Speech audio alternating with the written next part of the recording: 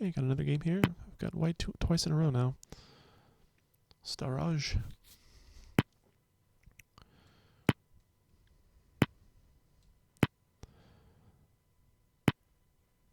Okay, so he's playing the King's Indian. I still haven't looked up the best way to play with f3. That's fine. Fake it until you make it. I mean, I'm playing good openings, so I can't be too bad coming out of all this. So, okay, he's gonna try to play e4 here. I think I'll make that a little bit more uncomfortable. Because if he plays e4, his knight's pinned. Okay, let's defend that pawn. So I think that was my mistake last time, was pushing here. Especially when his knight jumped in this way. Or wait, how did it jump in? I think it was like here to here, yeah. So if he moves his knight here, it's a bad move to play d5.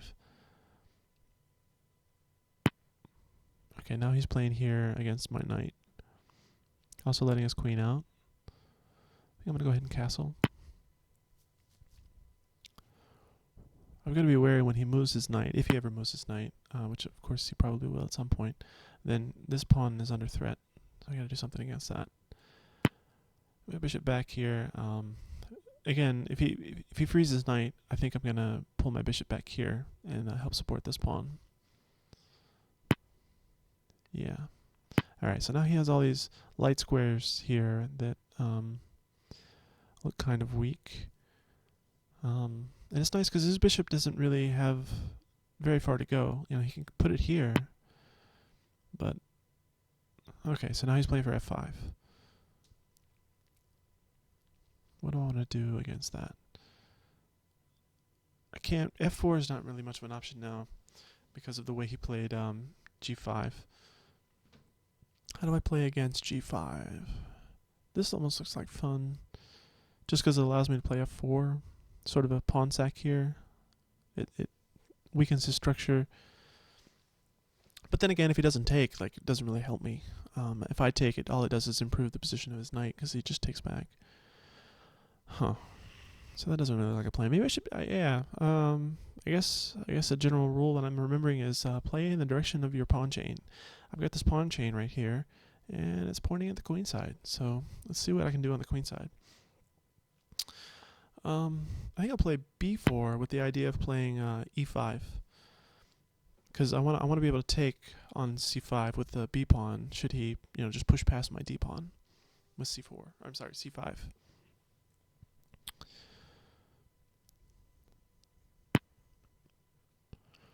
Okay. Maybe I'll advance this way then.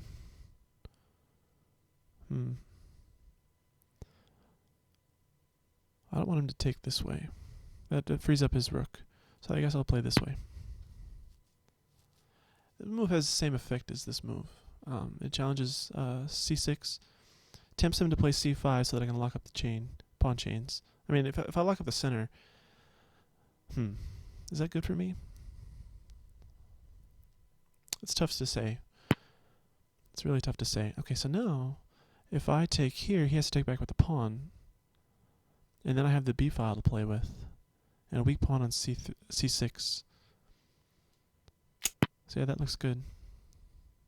Because I can win, win the race, right? Like I'm first to the b file.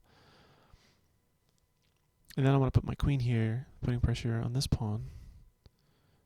And I guess later I can maybe get my minor pieces involved somehow, like around these pawns. I could probably trade a little. That would help. I still don't want his bishop to be active, so I'm thinking about this move. Because now, if he plays c5, that's not so bad, because my knight has this awesome square here that would be uncovered. So yeah, I think I'm going to play here so that his bishop is forever behind this pawn, basically. It also deprives his knight of this square in case he was thinking about coming this way. He still hasn't played f5, and I guess that was his idea. With knight here, he's got to play this move to make this move have any sense at all. He really needs to play f5, and he hasn't yet. So yeah, he's just sort of reacting to me. I want him to play here. Give me this square. I suppose I can play my queen here. That looks like good fun. Yeah, that's the move I was expecting. So now this move is sort of it's even more tempting, right, for him. And I'm fine, really. Like, I want him to play here still. So I'll just move my queen back, and then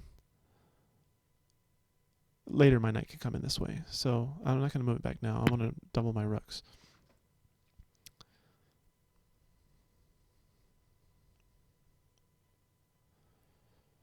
Moving here was more difficult before I played d5. Again, because once a trade happens here, things are more dicey. Oh no, of course. He can do more than just play c5. Oh, that sucks for me. Okay, I gotta come back. Man, that sucks. Looks like now I'm losing my bishop. Unbelievable. Okay, so now he takes here, and then I'm screwed. I lost a piece. Like, so maybe I can complicate things a little bit. Just a little bit. Okay, no, not too much. Well, it still looks like I've got good activity. I mean, the fact that I have less pieces than him can sometimes be... How do I say this? Even when you're down material, if your material is better than his material, even though he has more of it, let me look at this knight. What the heck is this knight doing over here? What is this knight doing? Yeah, I mean, you could say something about his king safety or whatever, but really, my bishop and his knight are worth probably all 4 of these right now. I mean, just right now. In the future, you know, if he can trade either of these off and, you know, develop these pieces to better squares, then yeah, he's probably fine. Like, the move knight f6 here comes to mind. This is something that could challenge my good knight and give me problems. Right now I'm threatening to move rook c1 to c7. So maybe this knight here makes more sense to protect c7 with this move. Plus, it also gives him the idea, you know, to come in here with his knight. So that's good anyway. So that's sort of an easy move to find, I think. This is probably Black's worst piece anyway. So yeah, just go ahead and play here. That's your best move. Yep, there he goes. Okay, I'm still going to play the first move of that sequence, just because I like having the c-file. And he's blocking my stuff here. Okay. Is that a problem? I guess not. I mean, I don't want to let him take here because he's winning the exchange or more, probably winning a whole rook. So I got to move my queen.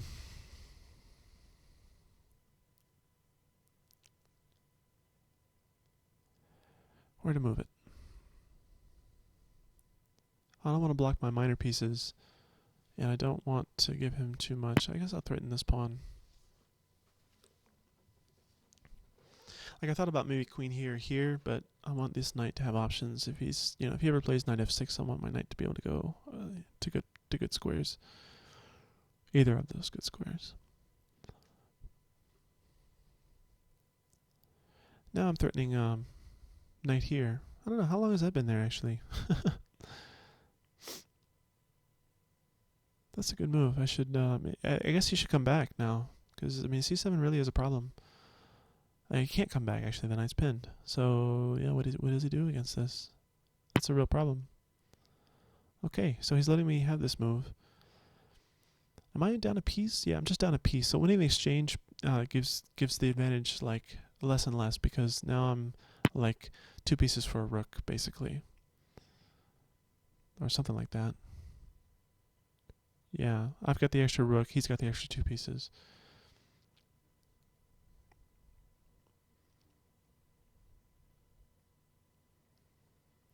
I'm not sure if, like, objectively that was the best move, because that was probably one of my best pieces this night. He was the most centralized, and he had the most, you know. So now, like, if he takes the bishop instead of taking my knight, I'm going to take his bishop. Yeah, I don't know. He doesn't. So I guess I can win this pawn. I mean, this pawn after this trade. I don't know. I have more time than he does. Maybe I can think of a really complicated move. Because, like, you know, taking here, that's just an automatic trade. If I move my bishop here... Or I can just take it with my queen. Oh, yeah, I'll take this with my queen. That looks good. That's some good advice, you know, when you're ahead on the clock, don't try to play fast. Play good moves. That's really the way to win. Huh. He resigned here. I guess it's just about the extra... I mean, we had a 2 increment. The time doesn't matter that much. That's so funny. Like, I have a rook for 2 pieces. That means black is actually winning as far as material count goes. So it's not like he's down on material. He is down on the clock, but that's not a reason to resign because you're down on the clock. Okay, maybe he just had to go eat dinner or something. Weird. Strange ending. Okay, well, that's that game. Hope you enjoyed it. We'll see you next time.